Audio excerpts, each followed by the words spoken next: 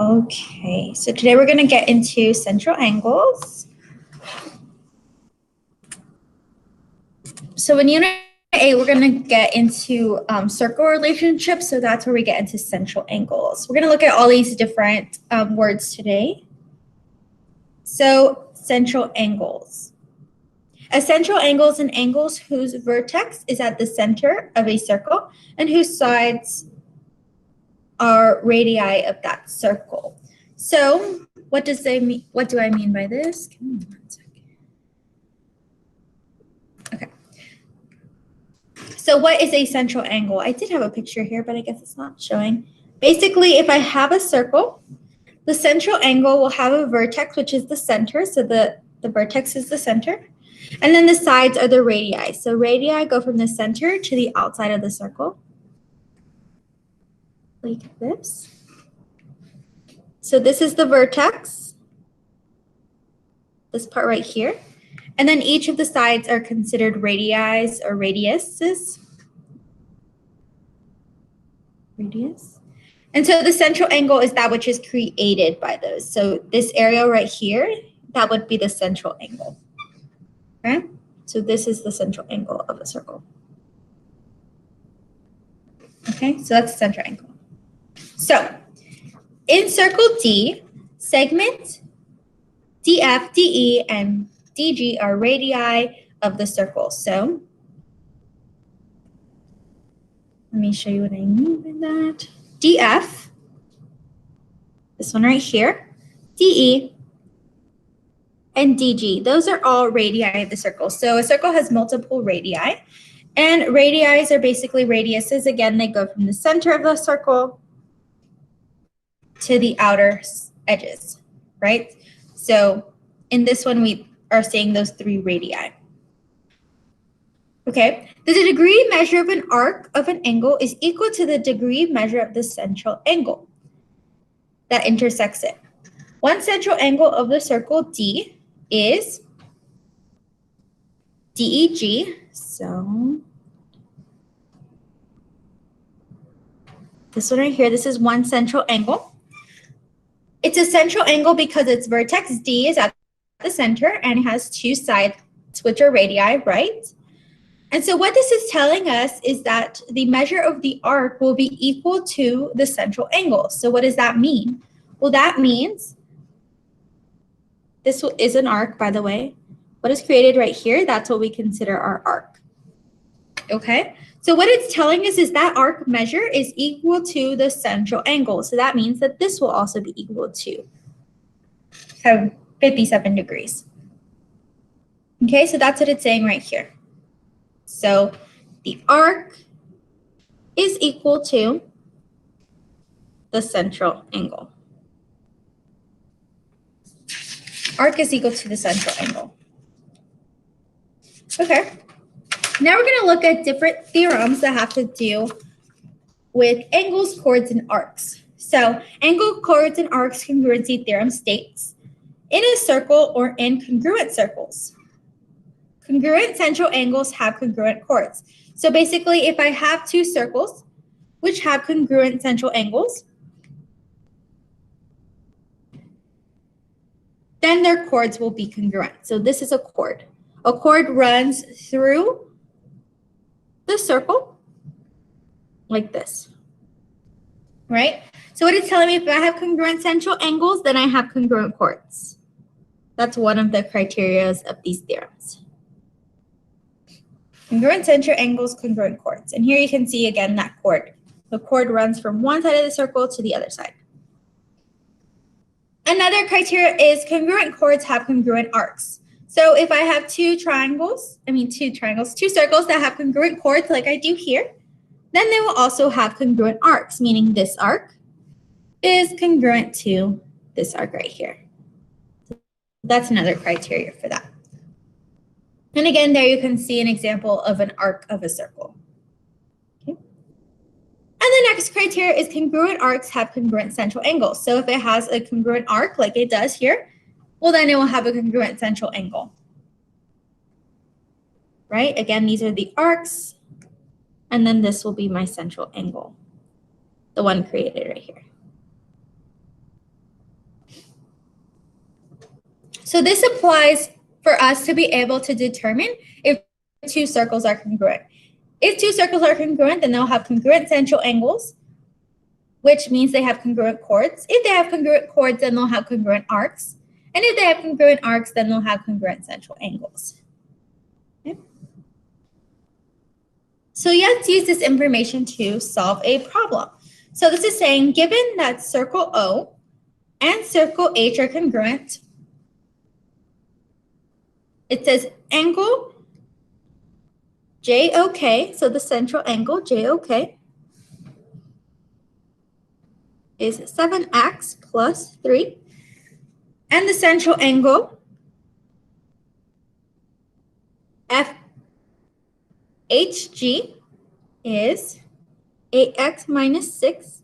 Find the measure of GF. So GF, which we'll see here, is actually the arc.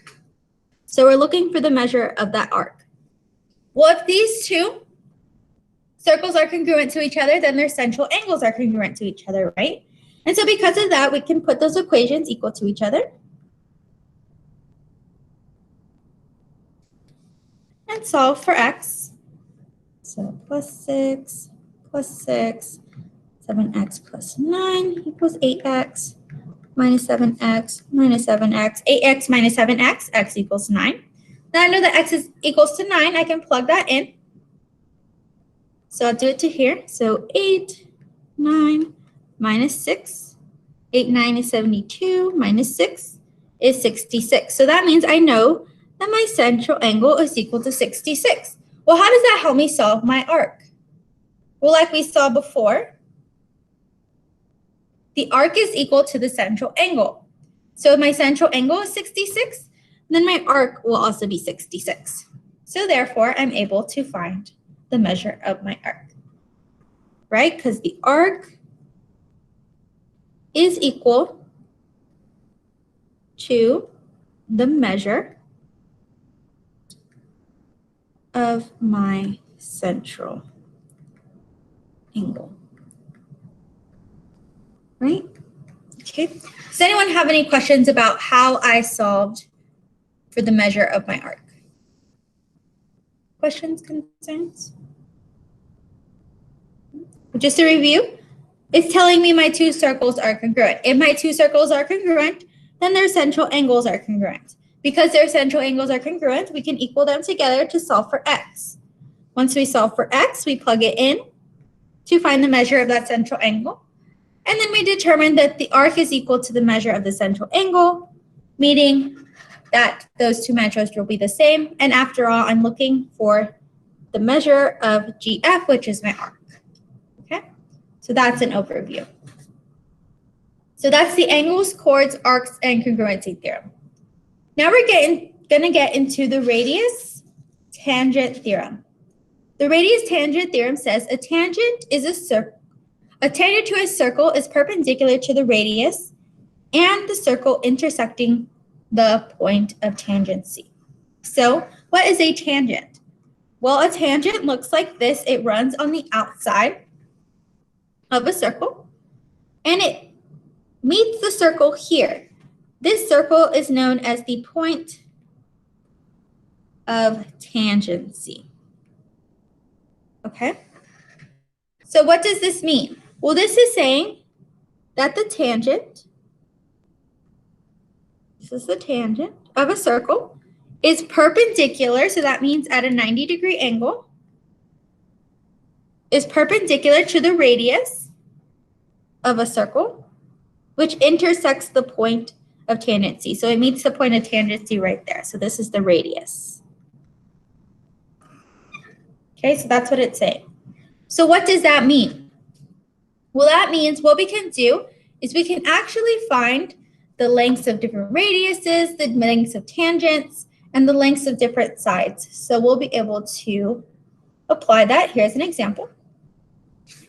This says AD is the diameter of angle C, and BD is the tangent. So we have our tangent. Because BD is the tangent, we know that it intersects the radius that meets that point of tangency, at a 90-degree angle, right? That's what we got in our radius tangent there. So that being said, we're being asked to identify what is the measure of angle DBA. So this angle right here. Well, how will we find that angle? Kind of a weird question, right? Well, what we'll notice here is what we got out of the radius tangent theorem is we were able to create a right triangle. But we're actually dealing with the inner angles of this right triangle. And so let us recall our interior angles of a triangle. We know that all the interior angles of a triangle are equal to 180 degrees, right? So that means when I add up all these angles, I need to get 180 degrees. So I'm going to take 180 minus 37, which is the angle I have right here, plus 90, the angle I have right here. And the only reason I know that's 90 is because I know I have a tangent that intersects with the radius at my point of tangency. This is my point of tangency. Therefore, it has to meet it at a perpendicularly, so at a 90-degree angle. And so now I can solve for this. And I'll see that this is equal to 53 degrees. What does that mean? That means that my angle measure that I'm trying to solve for is 53 degrees. So that's a unique thing that we can do with the radius tangent theorem. Okay. We're also going to look at another example. This one right here. So like I said, we can use the radius tangent theorem to also find the length of the radius. So here we're told that PS is tangent to circle Q. So this is my tangent.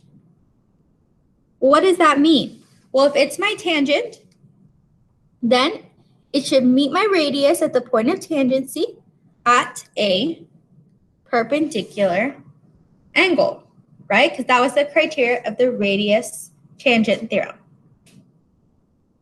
Okay, so now I'm asked to find the radius. What is the length of the radius? Well, as I see here, I have a right triangle again. And so what do I know about right triangles and their sides? Well, I know I can use the Pythagorean theorem to find the missing side length. Okay, and so what is my hypotenuse? My hypotenuse is this whole side right here, right? My hypotenuse is always opposite my right angle, which is this whole side right here. But what I notice is this is actually r plus 4, because I have to include my 4 given here and my r, so that's r plus 4. So I can put that in, r plus 4 squared equals, what is my a? A and b are interchangeable, so I'll do 6,2 plus r2. And I'm looking for my r. What is the length of my radius? Okay, so this gives me 36 plus r2 equals, okay, and I need to go ahead and find out what this is equal to. So let me go over here. R plus 4, it's telling me r plus 4 times r plus 4, so I need to do my FOIL method. So it gives me r2 plus 4r, 4r plus 8. What does this give me? r2 plus 8r. Oop, not 8, 16. 4 times 4 is 16. 16 plus 16. Okay, now I can go ahead and move that over here. Now that I've solved for that, r2, 8r plus 16. Okay, I want to find my r, so I'm going to isolate my r. So minus r2, those cancel each other out. Okay, 36 equals 8r plus 16. Minus 16, minus 16. What does that give me? 20 equals 8r divided by 8, r equals 20 over 8. So r equals 20 over 8, which is the length of my radius, right? Because my radius is r. So I'm able to find the length of my radius. Radius, again, meets my center and reaches out to the outer side of my circle. So that's my radius. Okay. Any questions about what we did here? Questions? Okay, let me just do a quick overview. We're told that PS is our tangent. If PS is a tangent, then we know that it intersects at a 90-degree angle. Okay, given that information, we now have a right triangle. Now that we're looking for our missing side, our radius, what we can go ahead and do is use the Pythagorean theorem because we have all the sides and we know the relationship between the sides of a right triangle. That's what we did here. And by doing so, we're able to find r, which we see here, r is equal to the length of our radius. Okay, any questions? Okay. What we can also do is use the converse of the radius tangent theorem. And by using the converse, what we can determine is if a line is actually a tangent. So what if we're not told that a specific line is a tangent? How can we go about solving that that line is a tangent? Well, let's look at an example. So we use the opposite. So, for example, it says, is M a tangent to line B? Okay, so is line M a tangent to line B? Is this line a tangent to line B? Well, if it was in fact a tangent, then we know that it would meet its radius at a 90-degree angle, therefore making the relationship between those sides satisfy the Pythagorean theorem. And so in order for it to be a tangent, all those sides have to have a relationship which allows this to in fact be a 90-degree angle. So what is the hypotenuse? 6. A and B are interchangeable. So that gives me 25 plus 16 equals 36. 25 plus 16 is 41. Is that equal to 36? No, it is not. What does that mean? Well, that means my sides do not interact in a way that makes them a right triangle. So therefore, M is not a tangent. If M was a tangent, then I would have sides which satisfied that triangle being a right triangle. But because it does not satisfy it, we cannot just assume that that's a right triangle. And so therefore, that is not a tangent.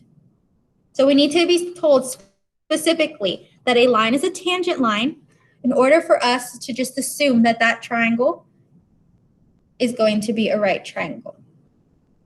Okay, any questions?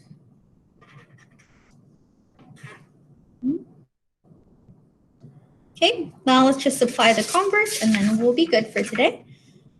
So find the value of x so that DE is tangent to circle C at point D. So we want to find what the value of x is, which will make DE a tangent. So we want to make DE a tangent. Okay, if DE is a tangent, then it will meet that radius at a 90-degree angle, therefore making it a right triangle, therefore satisfying the Pythagorean theorem. So now let's check it. So we're looking for what is x. So I'm going to say this is 12, this one's 5, 144, 25, x squared. Will get me 169, x squared. How do I get rid of my x squared? You do the square root. X is equal to 13. Okay, x is equal to 13. Well, x being equal to 13 tells me that this entire length of this side has to be equal to 13.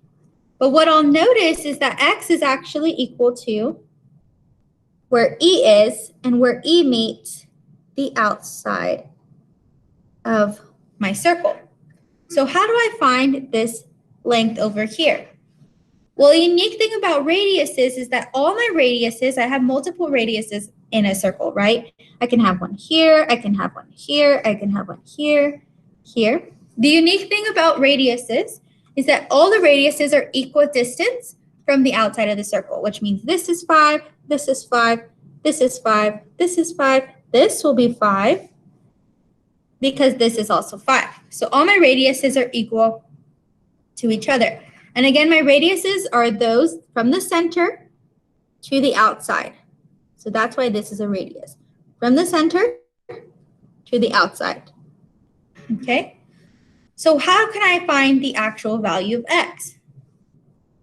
Well, if my entire line is 13 and I know the radius is 5, then I just subtract it. And because of that, x is equal to 8. So this would be 8. Now it makes sense because 8 plus 5 is equal to 13, which was my entire distance. Okay, any questions about this? Questions? Okay, so we're asked to find our x. We know that if we're asked to find x so that D is a tangent, so D is a tangent. If D is a tangent, then it creates a perpendicular intersection point, which meets at 90 degrees. If it meets at 90 degrees, it creates a right triangle. Therefore, we can use the Pythagorean theorem. Okay, we solve for x, but then we look at our circle and we realize that x is only part of this whole line. And so because of that, we want to be able to find the true value of x. Well, we realize that all the radiuses are equal to 5. And so therefore, we take our entire distance from E to the center, E to C, and subtract it by 5, thus giving us our real value of x. Any questions? And again, we'll go over some more example problems tomorrow. Okay. So just an overview, what is the arc? The arc is the outer portion of our circle. So this could be part of an arc of a circle. What is our central angle? Our central angle contains a vertex, which is the center of the circle. And then its sides are radiuses of the circle. So we have a radius here and a radius here. So the central angle is that angle which is created by that vertex and two radiuses. What is a chord? A chord runs from one side of the circle to the other side of the circle. What is a radius? A radius runs from the center of the circle to the outer side. And like I said, we have multiple radiuses in a circle. And all those radiuses are equal distance. So all radiuses are equal distance from the center. All radii are equal distance from the center.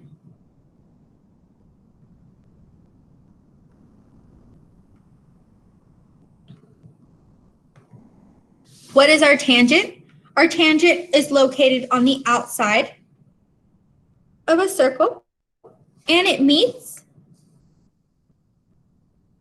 the radius at the inside of the circle at a 90-degree angle.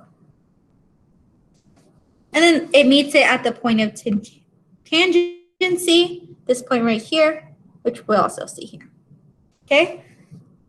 So today, if you have some time, I would go ahead and go over these different vocabulary because we're going to see them come up more often.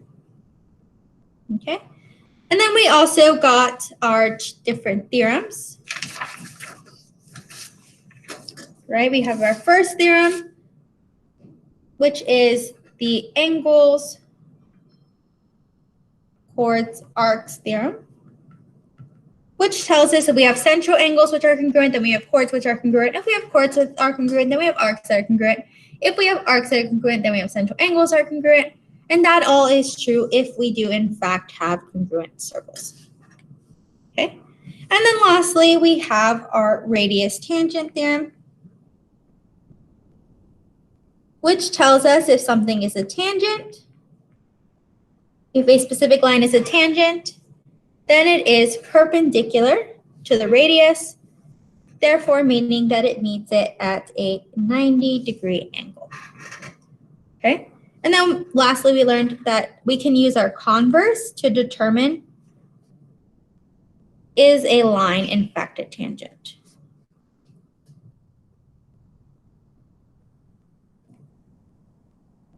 Okay, so our regular theorem tells us that we have a line that is a tangent, and the converse of that asks us to question, is that line actually a tangent? Any questions?